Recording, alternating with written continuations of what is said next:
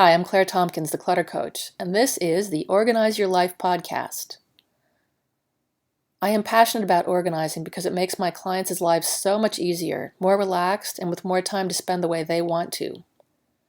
That's what organizing is all about, not about being neat or having the right containers. It's about getting more time for what matters to you. My specialty is chunking down this big topic so it's not overwhelming. That's the concept behind my book, 5 Minutes to a Relaxing Bedroom. And that's the concept for this podcast too, which is based on my first book, 52 Simple Ways to Get Organized. Both books are available on my website and on Amazon. In every podcast, I'll lay out a simple organizing concept and tell you why it's important. I'll include an action step at the end so you can start practicing right away. Okay, here we go. This week's podcast is called Make Filing Easier. Doesn't that sound good? This episode is based on the second chapter of my book. Filing is a universal pain in the neck, if a survey of my clients is any indication. Of all the possessions people own, paper is the one that overwhelms them the most, and that they're most likely to avoid dealing with. It also seems to pile up faster than other types of things, as if it's spontaneously generating while you're asleep. So here's the good news. A lot of what's in those piles you've got doesn't need to be filed at all. Isn't that a relief? Most people err on the side of keeping paper. They're afraid to get rid of it because they're not sure quite what it is or why they have it. They worry about what might happen if they don't have it. Or they're confused and overwhelmed and they just don't want to spend time to figure out what it is and whether they really need it. So they stash it away in a pile to deal with it later. Now, this is perfectly normal behavior.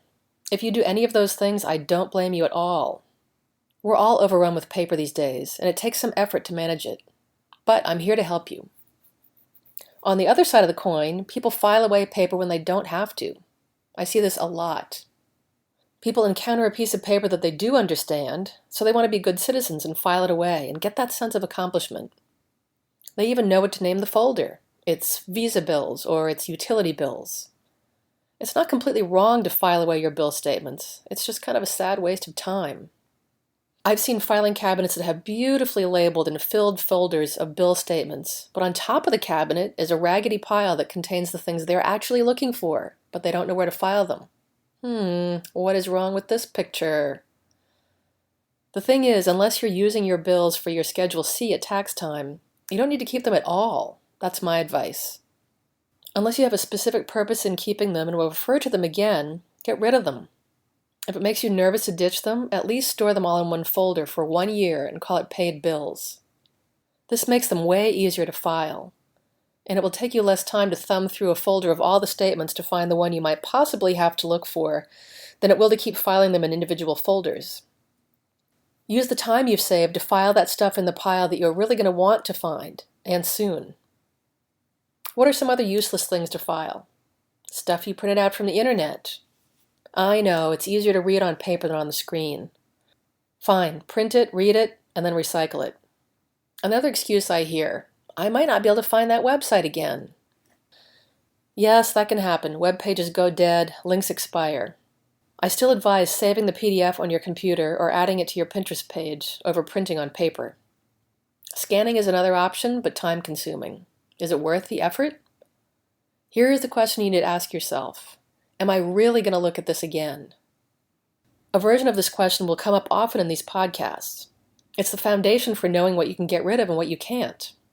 When I talk about creating a vision for your organized life, as I do in my free e-course, part of what I'm talking about is, what kind of person are you?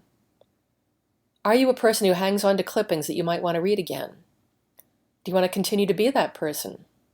Are there some drawbacks to being that person that are going to get in the way of you getting organized?